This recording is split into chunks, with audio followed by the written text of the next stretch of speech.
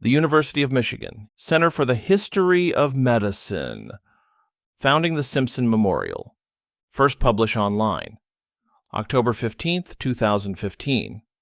Authored by D. Boster, read by the AI voice of David Erdody.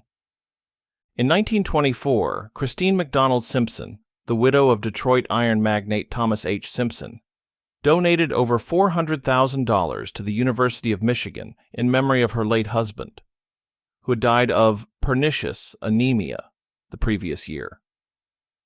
Her objective was to endow a state-of-the-art clinical research facility to study and find a cure for pernicious anemia, which until the early 1920s had been considered an inevitably fatal condition. 3 years later, on February 10, 1927, the Thomas H. Simpson Memorial Institute opened its doors in Ann Arbor. The granite Beaux-Arts building on South Observatory Street, complete with a walnut, paneled lobby and library, offices, laboratories, and accommodations for up to 10 patients, was designed by renowned architect Albert Kahn. Cyrus Sturgis and Raphael Isaacs, two prominent Massachusetts physicians affiliated with Harvard University and Brigham Hospital, were recruited to run the institute and its new staff. Boston physician Henry A. Christian, also of Harvard and Brigham, delivered a stirring keynote address during the dedication ceremony. Bestowing almost spiritual reverence upon the institute, Christian equated its scientific objective to the noble, pure search for the Holy Grail, and lauded the future results of the Institute's investigation into anemia, which would be given freely and without price to suffering humanity. He acknowledged the wisdom and benefits of close associations between such a facility and the university's medical school and hospital, but noted that failure to solve the problem set is not a failure in the usefulness of the institute. All research institutes are educational institutions in the larger sense of the word. The Simpson Memorial Institute was endowed at a time when clinical facilities and funding dedicated to the study of a single disease were rare. In fact, the first major biomedical research institute in America, the Rockefeller Institute for Medical Research, was funded about 2 decades earlier. Only 2 years after the institute opened, Sturgis, working with experimental medicine researchers at the Parke-Davis Company, presented an effective treatment for pernicious anemia, ventriculin. Derived from dried and defatted hog stomach, ventriculin was revolutionary in the treatment of pernicious anemia.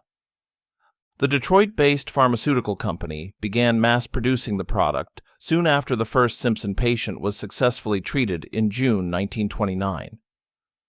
By 1930, the number of pernicious anemia cases treated at the Simpson Institute grew exponentially, despite the relative rarity of the disorder.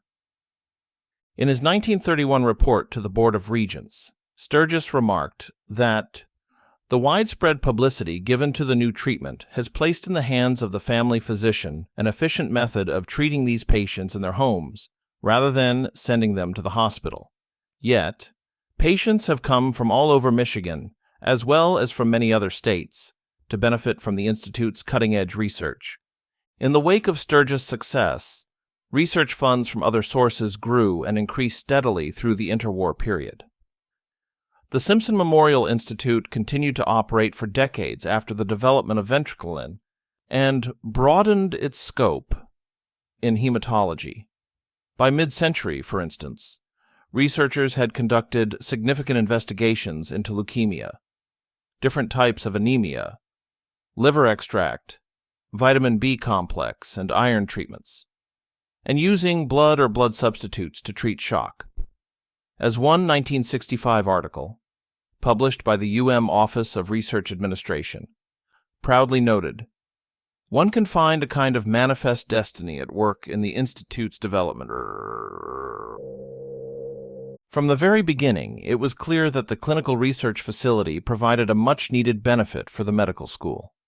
Not only did the Simpson Memorial Institute help to elevate the prestige of the university, its medical faculty, and its other clinical facilities, its work also dovetailed with clinical instruction and provided new opportunities for medical students to combine scientific and bedside learning, such as Isaac's third-year elective course on blood diseases, taught on both the wards and in the laboratory. As Sturgis wrote, quite presciently in 1928, it should be the aim of medical schools to graduate all students with the knowledge that the practice of medicine is advancing, and that some understanding of the value and purposes of research is essential to every practitioner. Having effectively conquered what it initially set out to do with Christine McDonald Simpson's gift, the Institute's building has taken on other purposes and is now surrounded by towering university buildings that include the hospitals of UMHS and the School of Public Health. Today, the building is home to, among other things, the Center for the History of Medicine and its collection of rare medical paraphernalia and artifacts. Footnote: in various secondary sources and memorials, Christine McDonald Simpson is referred to as Catherine. Primary records from Detroit prior to her husband's death identify her as Christine. For example, see the Social Secretary of Detroit, from 1922, page 128. End of footnote. Thank you for listening.